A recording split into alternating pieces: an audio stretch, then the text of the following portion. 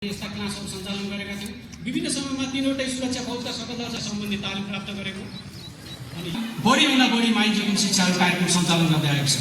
यो कुराहरू चाहिँ हामीले यो कुराहरूलाई निरन्तरता दिँदै आइरहेका हुन सक्ने क्षति यी कुराहरूलाई हामीले के छोटो पदार्थको कुरा गऱ्यौँ। यस्ता चिजहरू कहाँ कहाँ भेटिएका छन्, विगतको अनुभव र हालका अनुभवहरूलाई समेटेर हामीले एउटा डाटा तयार गरेका छौँ। विगतको अनुभवमा विगत द्वन्द्वको समयमा भिडन्त भएका स्थानहरू मैले अघि नै कुरा गरिसकेँ। हाम्रो नेपालमा 10 वर्ष एउटा द्वन्द्वमा होमिएको थियो देश। त्यति बेला विभिन्न ठाउँहरू प्रयोग गरिएको र ती नपढिएको पनि हुनसक्छ। त्यस्तो अवस्थामा विद्रोही अथवा सरकार पक्षले प्रयोग गरेका हात हतियार अथवा त्यस ठाउँमा हालका दिनमा पनि केही मात्रामा भेटिएको छ। अनि घर बोट तथा जमिनमा शङ्का राखिएको हुनेछ। त्यस्ता स्थानमा पनि यस्ता विस्फोटक पदार्थहरू भेटिने गरेको पाइन्छ र प्रवेश रोक लगाएको स्थान पनि त्यस्ता ठाउँहरूमा पनि यस्ता विस्फोटक पदार्थहरू भेटिने गरेका छन्। सडक नजिकैको किनारहरू जस्तोमा विगतको अनुभवलाई पनि हामीले लिन सकिन्छ। त्यस्ता ठाउँहरूमा आइडी लन्च गरेको अवस्था देखिन सक्छ। त्यस्ता ठाउँहरूमा पनि हालका दिनहरूमा पनि कहीँ कतै यस्ता चिजहरू देखिएको पाइन्छ। अब डिमाइनी पूर्व माइनफिल्डको अवस्था यो स्लाइडमा तपाईँहरूले त्यहाँबाट कतिको देख्नुहुन्छ। यो चाहिँ नेपालमा विस्तृत शान्ति सम्झौता जुन चाहिँ द्वन्द्वको समयमा नेपालमा 53वटा ठाउँमा माइन लगाइएको थियो, जुन चाहिँ एन्टी पर्सनल माइनहरू लगाइएको थियो। त्यो चाहिँ 53 तपाईँहरूले यो अगाडि स्लाइडमा देख्न सक्नुहुन्छ। खतराको चिन्ह, यो खप्परको चिन्हवाला अथवा प्रवेश निषेध भएको ठाउँमा हामीले यस्ता निषेधित ठाउँहरूमा पनि के गर्न सकिन्छ, माइन लगाएको हुन्छ। यस्ता ठाउँमा हामी जानु हुँदैन। अब विस्फोटक पदार्थ भेटिने विस्फोटक पदार्थहरू कस्ता खालका विस्फोटक पदार्थहरू भन्ने कुराहरू र गोलीका खोका प्लस एमुनिसनहरू जस्तो यो सकेट बमको रूपमा अहिले हामीले सकेट बमै भनेर एउटा हामीले डेमोको रूपमा लिएर आएको छैन। यो एउटा सुतली बम हो। यस्ता चिजहरू पनि हामीले सुतली बम चाहिँ नर्मली तपाईँहरूले भेट्दा पनि कहीँ कतै यस्ता चिजहरू देखिनु भयो भने तपाईँहरूले नजिकको सुरक्षा निकाय अथवा आफ्नो अभिभावक अथवा विद्यार्थी भाइ बहिनीहरू हुनुहुन्छ भने आफ्नो शिक्षक शिक्षिकाहरूलाई अथवा आफ्नो नजिकको को हुनुहुन्छ उहाँहरूलाई खबर गर्न सक्नुहुन्छ। यो सुतली बमको रूपमा यसलाई प्रयोग गर्ने गरेको पाइन्छ। अनि गोली हाते ग्रेनेडहरू अर्को हामीले विभिन्न स्थान र विभिन्न ठाउँहरूमा हाते ग्रेनेडको रूपमा यो तपाईँहरूले अगाडि देखिरहनु भएको छ। यस्तो यो हाते ग्रेनेडहरू पनि विभिन्न स्थानहरूमा यदाकदा अहिले पनि भेटिरहेको अवस्था देखिन्छ। यस्ता चिजहरू भेटिनु भयो भने नि तपाईँहरू यो म पछि पनि यो कुराहरू उठाउने छु। यस्ता चिजहरूबाट तपाईँहरू अवेर हुनुहोला। अब बाल्टिन बम जुन चाहिँ अहिले बाल्टिन बमको रूपमा चाहिँ हामीले कुनै पनि बाल्टिन बम भनेको कुनै पनि बाल्टी अथवा भइरहेको अवस्था तपाईँहरूले बाटोमा हिँड्दा बाल्टी देख्नुभयो भनेपछि यो कोही न कसैले त लिएर आएको हुनसक्छ भन्ने कुरा मनमा एउटा क्वेसन चाहिँ आउनुपर्छ। अब यस्ता चिज विस्फोटक पदार्थ त्यसभित्र जे पनि हुनसक्छ। अननोन चिज अथवा आफैले यस्ता चिजमा जे पनि हुनसक्छ। त्यो भित्रको मेकानिजम के छ भन्ने कुरा हामीले थाहा पाउन सक्दैनौँ। लिउँ जस्तो लाग्छ, पुरस्कार एउटा लोभ लाग्दो चिज हुन्छ, महँगो पनि हुनसक्छ, तर त्यसले के गर्न सक्छ, ज्यान लिन सक्छ। यस्ता चिजहरूबाट अलिकति अवेर हुनुपर्छ।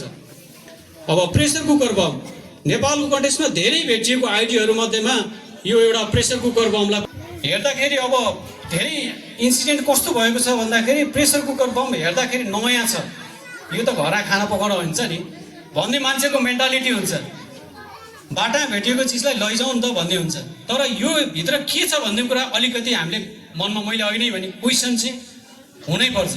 यसले पुर्याउने क्षति यो पड्किसकेपछि यसले कति असर पुर्याउँछ भन्ने कुरा हामीले लेखाजोखा पहिले नै हामी अवेर हुनुपर्छ। अब पाइप बम, अब कुनै पनि पाइपलाई इम्प्रोभाइज एक्सप्लोसिभ डिभाइसको रूपमा प्रयोग गरिएको छ। अब तार निकालिएको छ, भइरहेको अवस्थाभन्दा फरक प्रकृतिको छ। त्यस्ता चिजहरूबाट देखियो भने पनि तपाईँहरू अवेर हुनुपर्छ। अब यसै गरी सुरक्षा फौजका अखडाभित्र राखिएका बम तथा माइनहरू त्यति बेला तत्कालीन अवस्थामा राखिएका माइन तथा बमहरू पनि हालका दिनहरूमा पनि भेटिरहेका छन्। अब व्यवहारिसी झोलाहरू भेट्नुभयो भने तपाईँहरूले कुनै पनि अवस्थामा व्यवहारिसी झोलाहरू भेटिन सक्छ। त्यस्ता चिजहरूबाट पनि अवेर हुनुहोला। पदार्थ खेलाउनु वा चलाउनु घातक हुन्छ। यो अभियसली हुन्छ नै। कुनै पनि विस्फोटक पदार्थ खेलाउनु अथवा चलाउनु भनेको यो घातक सिद्ध हुन्छ। विस्फोटक पदार्थहरू सधैँ खतरनाक हुन्छन्। यो चाहिँ एकदमै यसको थ्रेट हाई हुन्छ।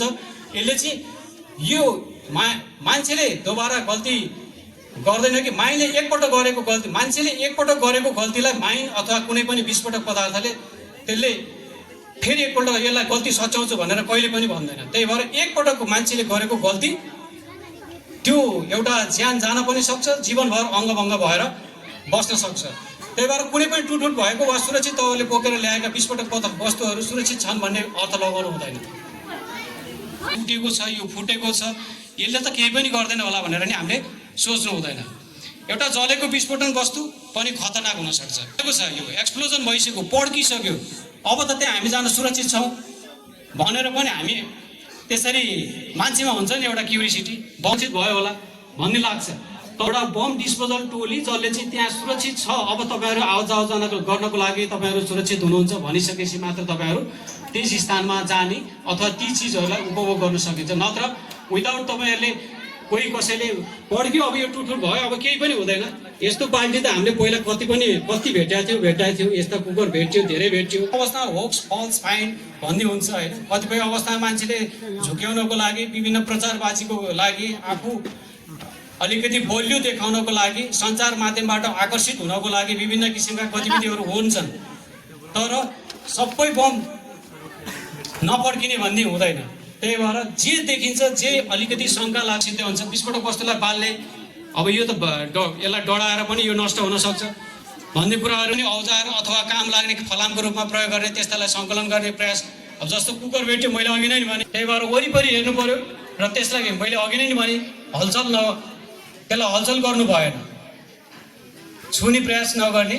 यताउति यसलाई चलाउँछ, यसलाई आज म होइन यो लठीले एउटा घोचेर नि यतापट्टि मैले सिफ्ट गरेँ भने सुरक्षित हुनसक्छ भन्ने एउटा मेन्टालिटी हुन्छ, त्यो गर्नु भएन।